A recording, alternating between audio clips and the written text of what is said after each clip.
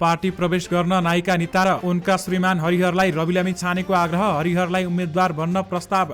जोरपाटीमा लेदो माटो सहितको फोहोर जस्तै ग्यास निस्कियो। खानी विभागलाई बोलाइयो। अर्थ मन्त्रालयको सीसीटीभी फुटेज रिकभर गर्न प्रहरीको फोरेन्सिक ल्याबमा पठाइने। साउनमै बोइङसँग लगानी गर्ने पैसा छैन।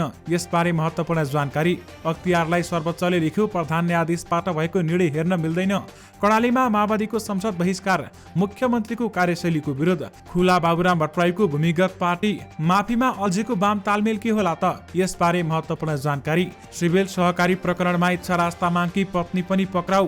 5 नेताको बैठक। आपसमा मिल्ने, कंग्रेससँग गठबन्धन कायम राख्ने। मन्त्री पदमा आउँदा पनि हाँसेरै आएको थिए, मन्त्री पदबाट हट्दा पनि हाँसेरै जान्छु भन्दै शहरी विकास मन्त्री मिटमणि चौधरीले भने। तत्कालीन नेकपाका 5 नेताबीच सिंहदरबारमा छलफल। राष्ट्र बैंकका गभर्नर महाप्रसाद अधिकारीको बर्खास्तीको माग गर्दै सत्तारूढ 3 विद्यार्थी संगठन आन्दोलनमा।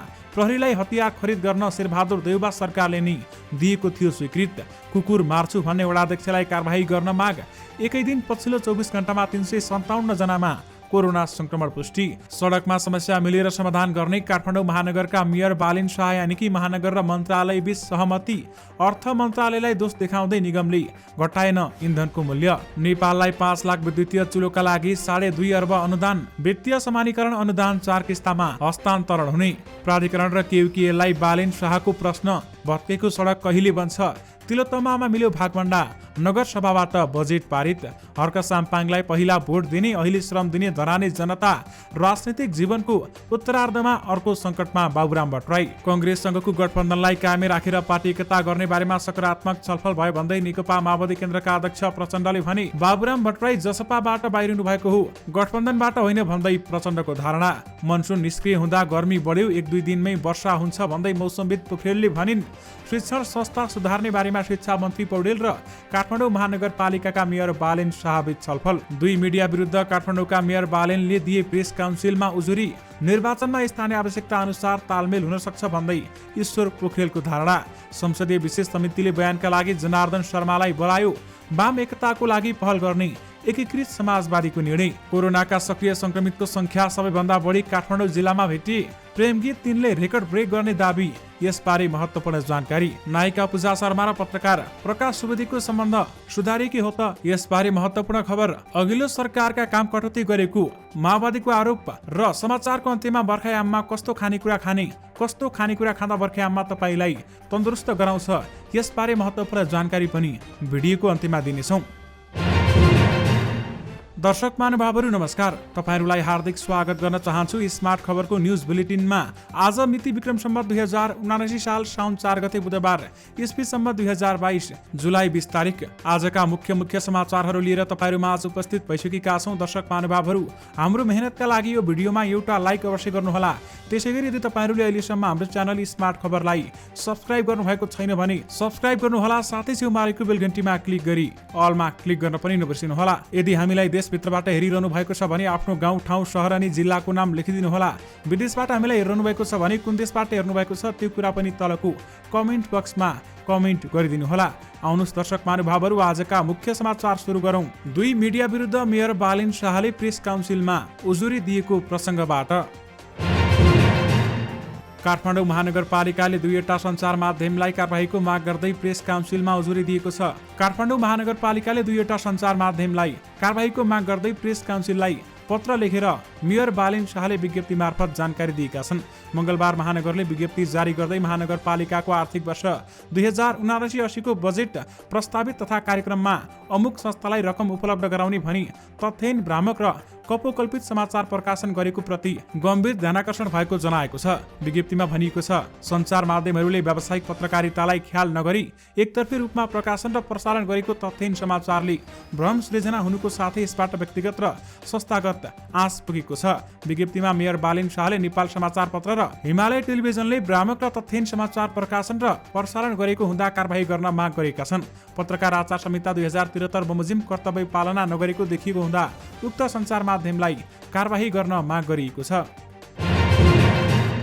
नेकपा माओवादी केन्द्रका अध्यक्ष पुष्पकमल दाहाल प्रचण्डले जनता समाजवादी पार्टीबाट बाहिरिए पनि बाबुराम भट्टराई गठबन्धनबाट अलग नभएको बताएका छन्।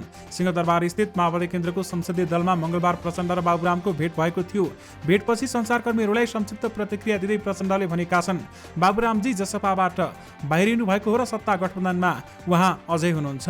प्रचण्ड बाबुरामबीच सिंहदरबारमा करिब 1 घण्टा छलफल भएको थियो। छलफलमा माओवादी विचारधारका शक्तिबीच पुनः एकीकरण विषयमा पनि कुराकानी भएको प्रचण्डको भनाइरहेको छ। जसपाका पूर्व नेता भट्टराईलाई वीरगञ्ज बसेको केन्द्रीय समिति बैठक मार्फत उपेन्द्र यादव समूहले निष्कासन गरेको थियो भने त्यसपछि उनी फेरि नयाँ राजनीतिक दल खोल्ने अभियानमा अघि बढेका छन्। काठमाडौँ महानगरपालिकाका मेयर बालेन शाह यानि कि बालेन्द्र शाहले बिजुलीको तार भूमिगत गर्न र खानेपानीको पाइप बिछ्याउन भत्काइएको सडकको संरचना कहिलेसम्म बन्छ भनेर सरकारवालासँग प्रश्न गरेका छन्।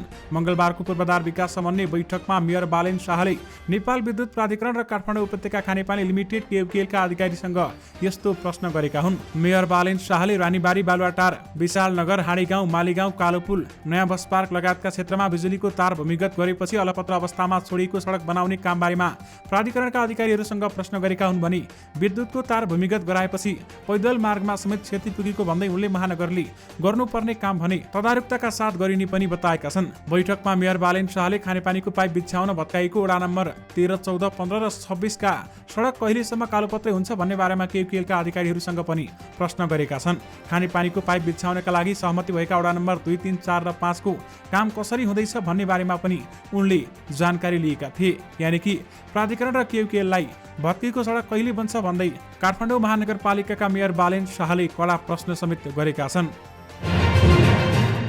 नेपाल आयल निगमलाई 1 साउनमा भारतीय आयल कर्पोरेसन आईओसीबाट पेट्रोल र डिजेलको नयाँ मूल्य प्राप्त भएको थियो। जस अनुसार पेट्रोल र डिजेलको मूल्य प्रति लिटर क्रमशः 15 रुपियाँ 60 पैसा र 16 रुपियाँले घटेको निगमले विज्ञप्ति नै निकालेर जनाएको छ। निगमले आफ्नो घाटाका कारण तत्काल उपभोक्ता मूल्य नघटाउने पनि सोही विज्ञप्ति मार्फत स्पष्ट पारेको छ।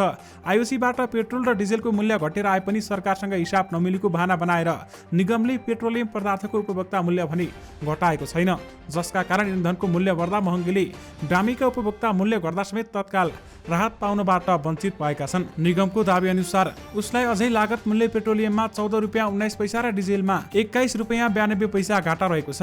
निगमका कर्मचारी अथवा निगमका कार्यकारी निर्देशक उमेश प्रसाद थानीले पनि निगम घाटामा भएका कारण तत्काल मूल्य घटाउन नसकिने बताएका छन्। पछिल्लो 2 साता यता विश्व बजारमा कच्चा तेलको मूल्यमा केही गिरावट आएको छ भने जानकारहरूका अनुसार इन्धनको मूल्य अब ओह्रालो लाग्ने संकेत देखिएको छ, जसका कारण इन्धनको प्रशोधित तेलको मूल्य घट्नु स्वाभाविक नै हो। विशेष गरी अर्थ मन्त्रालयलाई दोष देखाउँदै निगमले इन्धनको मूल्य घटाएको छैन।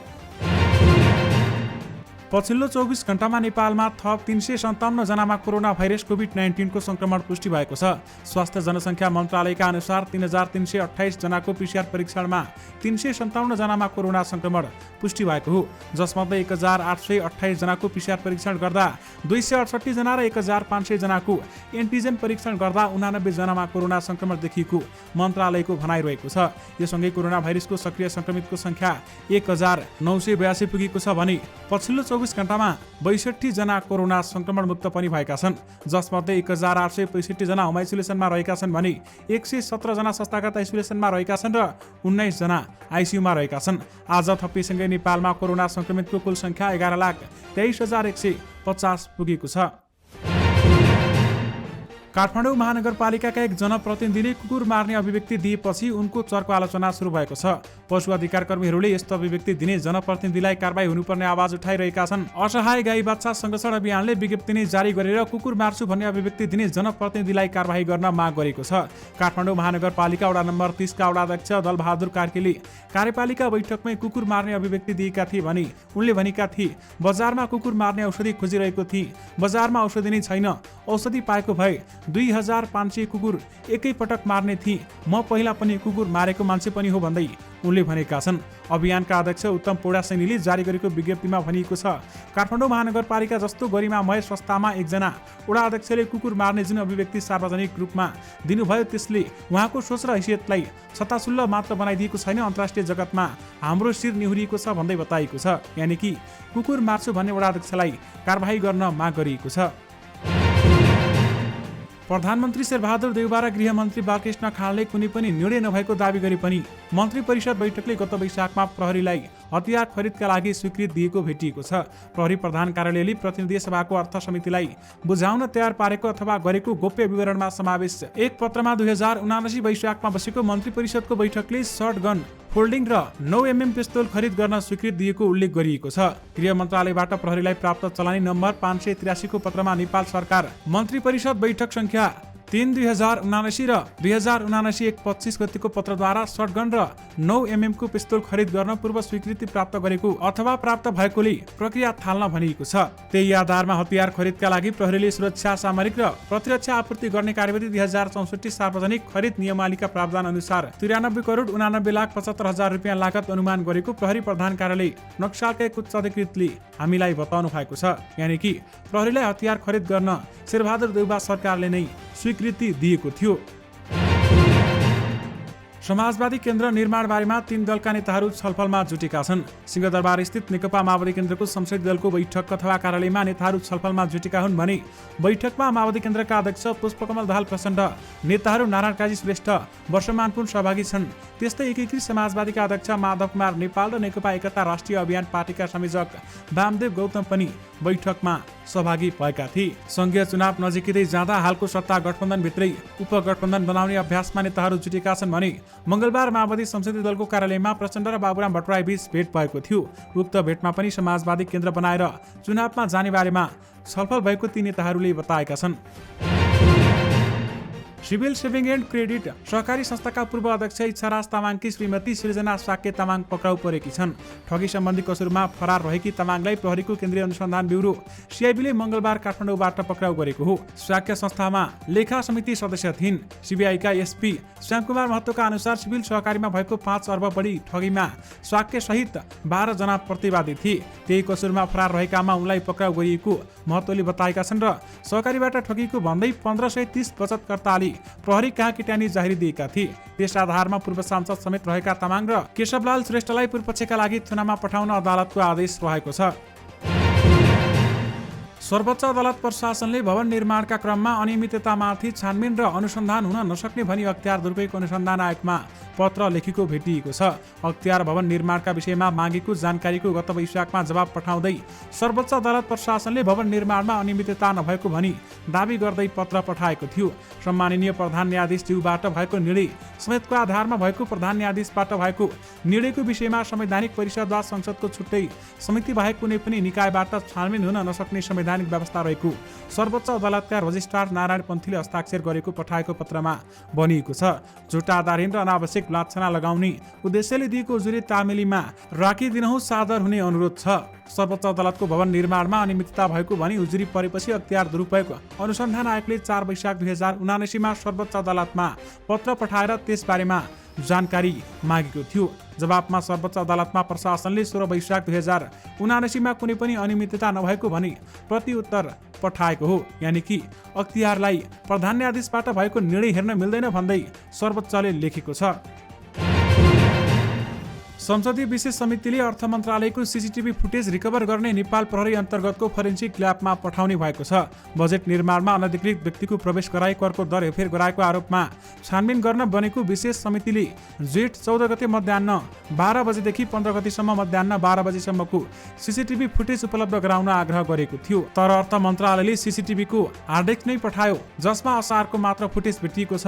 13 दिनको मात्र फुटेज रहने र अरू क्रमशः मेटिँदै जाने अर्थ मन्त्रालयले छानबिन समितिलाई जानकारी गराएको छ। समितिले भने यसरी मेटिएको फुटेज कसरी रिकभर गर्ने भनेर प्रहरीको साइबर ब्युरो र इन्जिनियरिङ अध्ययन संस्थानका विज्ञसँग सुझाव लिएको छ। विज्ञहरूले डिलिट भएको सीसीटीभी फुटेज रिकभर हार्ड डिस्कको अवस्थामा भर पर्ने भन्दै प्रहरीको फोरेन्सिक ल्याबमा पठाउन सुझाव दिएका थिए। समितिको मंगलबार बसेको बैठकले अर्थ मन्त्रालयको समग्र सीसीटीभी सिस्टमलाई फुटेज रिकभर गर्नको लागि प्रक्रिया पुर्याएर प्रहरीको फोरेन्सिक ल्याबमा पठाउन निर्णय गरेको एक सदस्यले जानकारी दिएका छन्। काठमाडौँको जोरपाटीमा लेदो माटो र पानी सहितको फोहरा निस्किएको छ। यो फोहोर वरपरका घरभन्दा पनि अग्लो देखिन्छ भने यसबारेमा अध्ययन गर्न प्रहरीले खानी विभागका अधिकारीहरूलाई बोलाएको छ। स्थानीय सन्तवीर लामाको घरमा बोरिङ खन्ने क्रममा माटोको लेदो र पानी सहितको फोहरा निस्किएको प्रहरी विरुद्ध बौद्धले जनाएको छ। 1 घण्टा अघि निस्किएको उक्त फोहरा अहिले पनि निरन्तर छ भने माटो र बालुवाको लेदो आकाशतर्फ उड्दा वरपरका घरहरूमा हिलो र लेदो भरिने बाहेकको थप क्षति नभएको प्रहरी विरुद्ध बौद्धका प्रमुख डीएसपी ढुण्डीराज न्युपानेले जानकारी दिनुभएको छ। धेरै टाइम भयो विस्फोट भएको, मैले स्थलगत हेरेर फर्किएँ भन्दै उनले भनेका छन् र थप अनुसन्धानका लागि खाने विभागका अख्तियारहरूलाई खबर गरी उहाँहरूलाई त्यहाँ पठाएको र त्यसपछि विस्तृत विवरण भने आउन बाँकी रहेको छ भन्दै उहाँले जानकारी गराउनु भएको छ। राष्ट्रिय स्वतन्त्र पार्टीका सभापति रवि लामिछानेले कलाकार जोडी निता ढुङ्गाना र हरिहर अधिकारीलाई आफ्नो पार्टी प्रवेश गर्न आग्रह गरेका छन्। शनिबार राष्ट्रिय स्वतन्त्र पार्टीको कार्यालयमा भएको छलफलमा लामिछानेले निता र हरिहरलाई पार्टी प्रवेश गर्न प्रस्ताव गरेका हुन्। अभिनेत्री निताले लामिछानेले दल प्रवेश गर्न आफूहरूलाई प्रस्ताव गरेको हामीलाई बताएकी छन्। हामी छलफलमा बसेका हौँ, प्रस्ताव आएको हो, उहाँबाट सबैले पत्याउने खालका मान्छेहरू हामीलाई चाहिएको छ। अब युवाहरू आउनु पर्यो भन्ने हिसाबको रवि दाईको कुरा भयो। छलफल बारेमा निताले भनिन्, ती कुरालाई सकारात्मक हिसाबले सोचिराखेका छौँ, छलफलमा छौँ, अहिलेसम्म कन्फर्म भएको छैन, हामी सल्लाहमै छौँ। स्रोतका अनुसार उक्त छलफलमा काठमाडौँको कुनै पनि संसदीय निर्वाचनमा अथवा निर्वाचन क्षेत्रबाट पार्टीको उम्मेद्वार बन्न रविले हरिहरलाई प्रस्ताव गरेका थिए, तर भेटमा सहभागी निताले चाहिँ यसबारेमा विस्तृत खुलाउन चाहेकी थिएनन्। ज्योतिषी समेत रहेका हरिहरले रवि लामिछानेको पार्टी कार्यालयको वस्तुशास्त्र समेत हेरिदिएका थिए भने यसै महिना विवाह गरेका निता र हरिहरले नयाँ फिल्म ह्रस्व दीर्घ समेत निर्माण गर्दैछन्। दर्शक महानुभावहरू, सञ्चारकर्मी प्रकाश सुवेदी र नायिका पूजा शर्माको सम्बन्ध बारेमा नेपाली फिल्म उद्योग नै जानकार छ। एकताका यी दुई बीचको सम्बन्ध चिसोपनका उजुरीले विभिन्न प्रशासनका टेबल भरिएका थिए। प्रकाश र पूजाको सम्बन्ध लामो समय मनोरञ्जन उद्योगको लागि मसला बन्यो। प्रकाशले पूजालाई आफ्नो टेलिभिजन कार्यक्रममा बोलाएर नेपालका अञ्चल र जिल्ला संख्या सोधे। पूजाले सही उत्तर दिन सकिनन्। अनुमानका भरमा भनेको उत्तर बिग्रिएपछि रेकर्ड गरिएको उक्त कार्यक्रम प्रसारण हुँदा बिग्रिएको उक्त अंश काटेर प्रसारण गर्ने सहमति सहित पूजा आफ्नो बाटो लागिन्। तर कार्यक्रम सम्पादन भएन। पूजाको उत्तरले सामाजिक सञ्जाल राम्रै ट्रोल बन्यो। त्यसपछि यी दुईको पानी बारबारको अवस्था पनि देखियो भने ट्रोलको शिकार भएपछि प्रकाशले सम्झौता अनुसार बिग्रिएको अंश नै नकाटेको भन्दै आक्रोश पनि पोखिन्। त्यसपछि प्रकाशले टेलिभिजन कार्यक्रममै यत्रा दारा निस्केकालाई हामीले महानायिका भनिदिनु पर्ने भनेर प्रश्न गरे। त्यसपछि त यी दुईको शीत युद्धका कारण पूजाका नजिक मानिएका कलाकारले नै प्रकाशको कार्यक्रम बहिष्कार गरे। तर अहिले यी दुईको सम्बन्धमा सुधार आएको बताइएको छ। प्रकाश र पूजाको सम्बन्ध सुधारको कारण देखिएका छन् आकाश श्रेष्ठ। एक समय पूजासँग राम्रो सम्बन्धमा रहेका आकाशको सम्बन्ध अहिले समुद्र छैन भने पूजासँग निकट हुँदा प्रकाशको कार्यक्रममा नगएका आकाश पूजासँगको तितोपनपछि प्रकाशको कार्यक्रममा पुगे। कार्यक्रममा प्रकाशले उनलाई ठाडो शैलीमा प्रश्न सोधे। आकाश नरम नै सुनिए। उक्त कार्यक्रम हेरेपछि पूजाले प्रकाशलाई म्यासेज गरिन्, आई लभ यु मेरो दाई। प्रकाशले बहिनीको प्रेमिल म्यासेज त हेरे तर कुनै पनि प्रत्युत्तर दिएनन्। अहिलेसम्म उनले पूजाको उक्त म्यासेजलाई रिप्लाई नदिएको प्रकाश निकट स्रोतले बताउँछ भने प्रकाश आफै भने यो कुरा छोडिदिउँ भन्छन्। प्रकाश पनि पूजाप्रतिको रिसलाई मार्ने मनस्थितिमा पुगेको भान हुन्छ। पूजाको म्यासेज आएको हो भन्ने प्रकाश घुमाउरो जवाब दिन्छन्, कहिलेकाहीँ रिसलाई मार्नुपर्छ। काठमाडौँ जिल्लामा कोरोना भाइरस कोभिड-19 सक्रिय संक्रमितको संख्या 500 नागेको छ। स्वास्थ्य जनसङ्ख्या मन्त्रालयका अनुसार हाल सक्रिय संक्रमित 1109 जना रहेका छन्। नेपालमा महामारी सुरु भएदेखि हालसम्म काठमाडौँ जिल्लामा 2304 जनाको मृत्यु भएको छ। एपिडेमियोलोजी तथा रोग नियन्त्रण महाशाखाका निर्देशक डाक्टर चुमनलाल दासले उपत्यकाका काठमाडौँ र ललितपुर जिल्लामा संक्रमितको दर बढेको उनले बताएका छन्। उनले भनेका छन्, काठमाडौँका धेरै अस्पताल तथा कोरोना परीक्षण गर्ने प्रयोगशालाहरू छन्। यही काठमाडौँमा विदेश जानेहरूले कोरोना परीक्षण गराएको हुँदा संक्रमणको धेरै संख्या देखिन गएको हुन सक्छ भन्दै उहाँले बताउनु भएको हो। यद्यपि सक्रिय संक्रमितको संख्या भने काठमाडौँ जिल्लामा सबैभन्दा धेरै देखिएको छ। नेकपा एकीकृत समाजवादीले वाम एकताको लागि पहल गर्ने भएको छ। मंगलबार बसेको पार्टीको केन्द्रीय सचिवालय बैठकमा वाम एकताको पहल गर्ने पनि निर्णय भएको हो भने बैठकले वर्तमान 5 दलीय गठबन्धन कायम राख्दै वाम एकताको लागि पहल गर्ने निर्णय गरेको महासचिव डाक्टर वेदुराम भुसालले जानकारी दिएका छन्। यस्तै बैठकले वर्तमान आर्थिक समस्या बारेमा प्रस्ताव तयार गर्ने, समाजवाद सम्बन्धी दस्तावेज तयार गर्ने र संगठन सुदृढीकरण अभियानलाई अगाडि बढाउने निर्णय गरिएको महासचिव भुसालले बताउनु भएको छ। संसदीय विशेष समितिले निवर्तमान अर्थमन्त्री जनार्दन शर्मालाई बयानका लागि बोलाएको छ। निवर्तमान अर्थमन्त्री शर्मा विरुद्ध लागेको आरोपमाथि छानबिन गर्न गठित संसदीय विशेष समितिको मंगलबार बसेको बैठकले शर्मालाई बुधबार बोलाएर बयान लिने निर्णय गरेको हो। छानबिन प्रक्रिया अन्तिम चरणतर्फ पुग्दै गर्दा संसदीय विशेष छानबिन समितिले अर्थमन्त्री विरुद्ध अभियोग पुष्टि हुने कुनै पनि प्रमाण भेट्टाउन सकेको छैन भने समितिका एक सदस्यले छानबिनको काम भइरहेको र अहिलेसम्म पहिलो चरण सम्पन्न भएको बताएका छन्। उनले अब प्राप्त तथ्यलाई केलाएर विस्तृत प्रतिवेदन तयार गरेर सभामुख समक्ष पेश गर्ने बताएका छन्। समितिले यही बिहीबारसम्ममा आफ्नो प्रतिवेदन बुझाउनु पर्नेछ भने असार 22 गते प्रमुख प्रतिपक्षी दल नेकपा एमालेको माग बमोजिम प्रतिनिधि सभाका सांसदहरू सम्मिलित विशेष छानबिन समिति गठन भएको थियो। समितिमा 11 जना सांसद समेत रहेका छन्। यानि कि संसदीय विशेष समितिले बयानका लागि जनार्दन शर्मालाई बोलाएको छ। नेकपा एमालेका वरिष्ठ उपाध्यक्ष ईश्वर पोखरेलले संविधान कार्यान्वयनको दिशातर्फ देश अघि बढिरहेको बताएका छन्। प्रेस चौतारी नेपाल प्रदेश नम्बर 1 कमिटीद्वारा आज यहाँ आयोजित पत्रकार सम्मेलनमा उनले नेपालको संविधान राष्ट्रिय सहमतिका आधारमा जारी भइरहेको बताएका छन्। वरिष्ठ उपाध्यक्ष पोखरेलले भने संविधान अपरिवर्तनीय होइन, आवश्यकता परेमा समय सापेक्ष संशोधन गर्न सकिन्छ। आगामी संघ र प्रदेशको निर्वाचनमा आफ्नो पार्टीले श्रेष्ठता हासिल गर्न दावी गर्दै निर्वाचनमा एमाले एक्लै जान तयार रहेको बताएका छन्। उनले भनेका छन् निर्वाचनमा स्थानीय आवश्यकता अनुसार तालमेल हुन सक्छ। वरिष्ठ उपाध्यक्ष पोखरेलले प्रदेश नम्बर 1 को नामाकरण प्रदेशको अथवा प्रदेशसभाको एकल अधिकारीको विषय भएको चर्चा गर्दै यसका लागि साझा सहमतिका आधारमा सबैलाई स्वीकार्य हुनुपर्ने बताएका छन्। शिक्षा विज्ञान तथा प्रविधि मन्त्री देवेन्द्र पौडेलले काठमाडौँ महानगरपालिकाका मेयर बालेन शाहलाई शिक्षण संस्था सुधार गर्न आग्रह गरेका छन्। मन्त्री पौडेलले काठमाडौँ महानगरपालिकाका मेयर बालेन शाहलाई शिक्षण संस्थालाई सुधार्न हामी बनाउँछौँ, हाम्रो विद्यालय अभियानमा लाग्न आग्रह गरेका छन्। मंगलबार सिंहदरबार स्थित मन्त्रालयमा भएको भेटवार्तामा मन्त्री पौडेलले काठमाडौँ महानगरपालिकाभित्र शिक्षक दरबन्दी पूरा भएको बताउँदै अब शैक्षिक गुणस्तरमा महानगरपालिकाले ध्यान दिनुपर्ने उल्लेख गरेका छन्। शिक्षाको कार्य सम्पादनलाई नियमित अनुगमन गरी विद्यार्थीले बुझेका छन् या छैनन्, पढ्ने वातावरण छ कि छैन भनेर नियमित महानगरपालिकाले अनुगमन गर्नु पर्यो भन्दै शिक्षा मन्त्री पौडेलले शाहलाई भनेका छन्। काठमाडौँ महानगरपालिकाभित्रको दरबार हाइस्कुल सहितका विद्यालयहरूलाई नमुना विद्यालय बनाउने तयारी भएको बताउँदै विद्यालयको प्रधानाध्यापक राख्दा महानगरपालिकाले ध्यान दिनुपर्नेमा मन्त्री पौडेलले जोड समेत दिएका छन्। यानि कि शिक्षण संस्था सुधार्ने बारेमा शिक्षा मन्त्री पौडेल र काठमाडौँ महानगरपालिकाका मेयर बालेन शाहबीच छलफल भएको छ।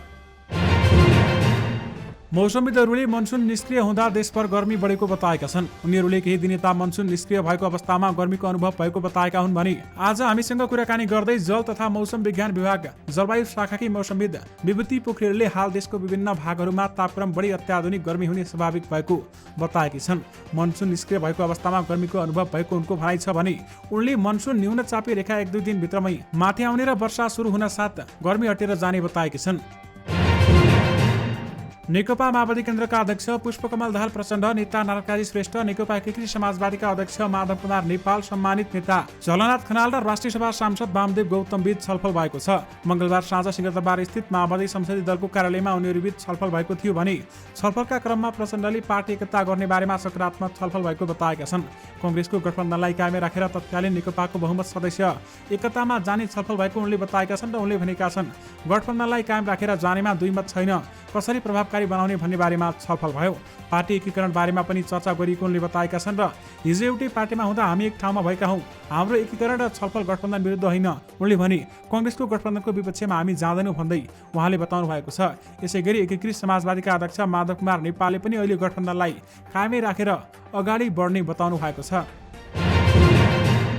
रूपन्देहीको तिलोत्तमा नगरपालिकामा विषयगत समितिहरूमा नेपाली कांग्रेस र नेकपा एमालेबाट निर्वाचित जनप्रतिनिधिहरूको भागभण्डा मिलेपछि नगरसभा बैठक बसेको छ। मंगलबारको नगरसभा बैठकले आर्थिक वर्ष 2079-80 को बजेट पारितसँगै विभिन्न 4वटा समिति संयोजक र सदस्यहरू चयन गरेको छ। यसअघि नगरपालिकाको विभिन्न समिति गठनका विषयमा विवाद हुँदा लगातार 4 पटक नगरसभा बैठक स्थगित भएको थियो भने एमालेबाट निर्वाचित जनप्रतिनिधिले बजेटसँगै न्यायिक समिति, लेखा समिति, विधायन समिति र सुशासन समितिका सदस्य समेत नगरसभाले टुङ्गो लगाउनु पर्ने अडान राखेका थिए। तर नेपाली कांग्रेसबाट निर्वाचित नगर प्रमुख रामकृष्ण खाँडले नगरसभाबाट बजेट मात्रै पारित गराउन खोजेपछि विवाद भएको थियो। पछिल्लो पटक आइतबार नेपाली कांग्रेस र एमालेका जनप्रतिनिधिबीच झडपको स्थिति पनि उत्पन्न भएको थियो। यानि कि तिलोत्तमामा भागभण्डा मिलेको छ भने नगरसभाबाट बजेट समेत पारित भएको छ।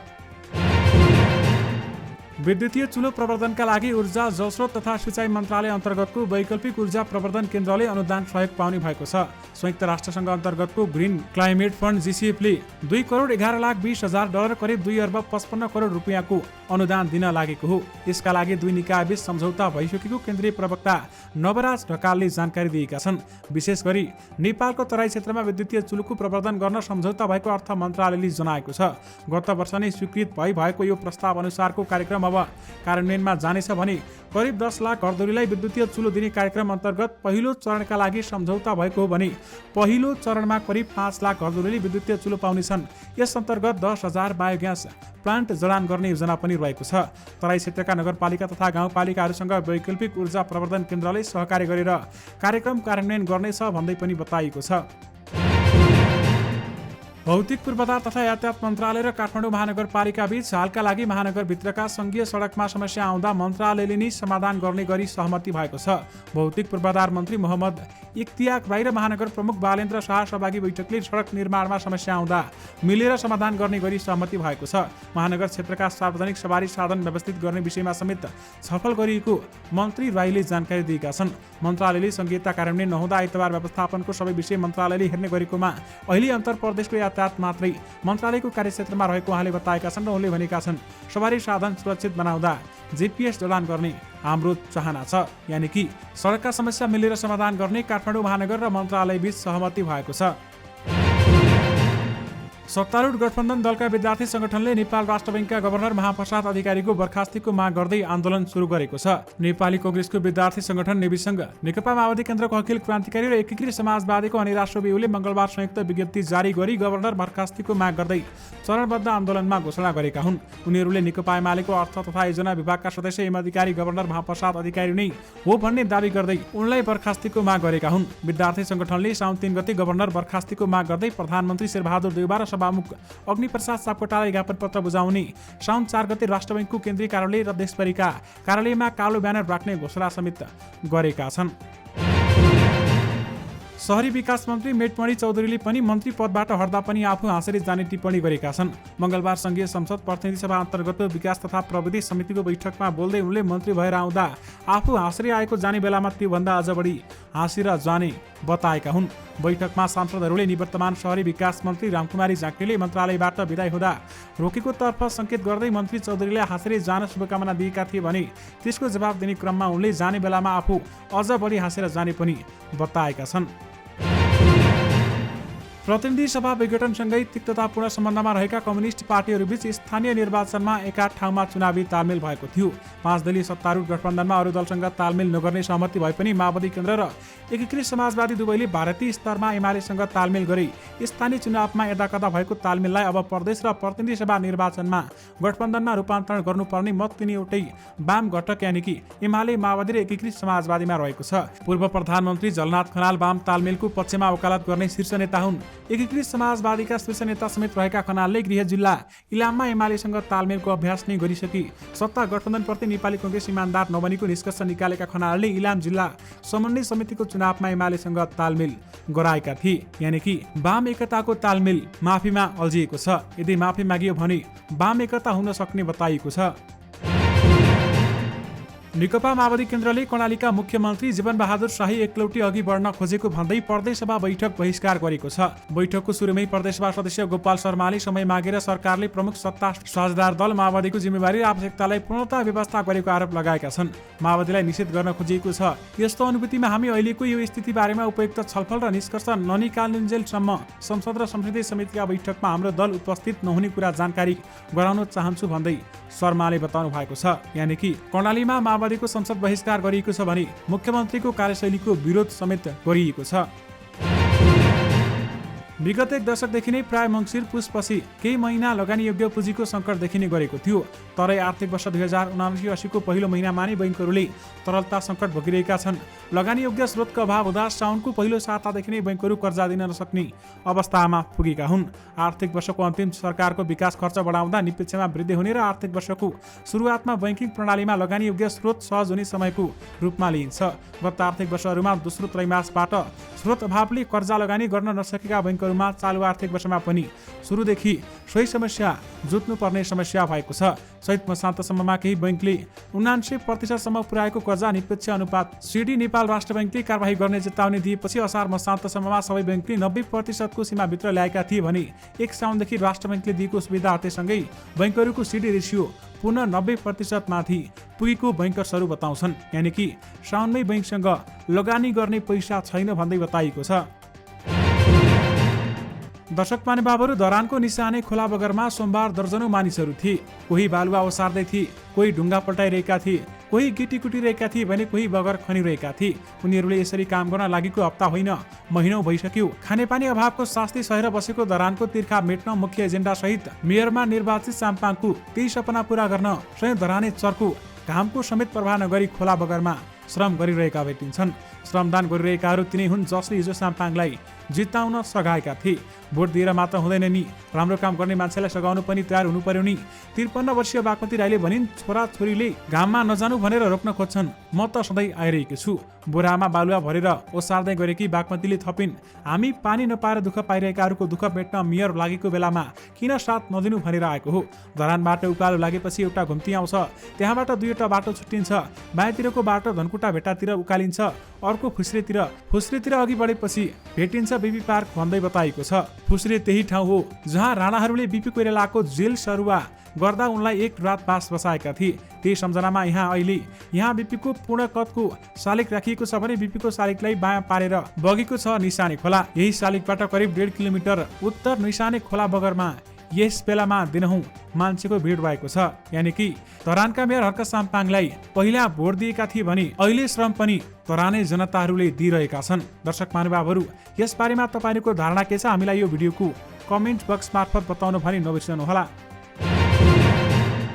तल्लो सरकारले प्राप्त गर्ने गरी विनियोजन भएको वित्तीय समानीकरण अनुदान 4 किस्तामा हस्तान्तरण गरिने भएको छ। महालेखा नियन्त्रक सुमन राज अर्यालको कोष तथा लेखा नियन्त्रक कार्यालयहरूलाई चालु आर्थिक वर्ष 2079-80 को बजेट कार्यान्वयन मार्गदर्शन पठाउँदै यस्तो जानकारी गराएका हुन् भने उनका अनुसार वित्तीय समानीकरण अनुदानको 1/4ले हुन आउने रकम सम्बन्धित सञ्चित कोषमा यस वर्ष 2 भदौ, 1 कार्तिक, 2 माघ, 2 वैशाख गरी 4 किस्तामा हस्तान्तरण गरिने भएको छ।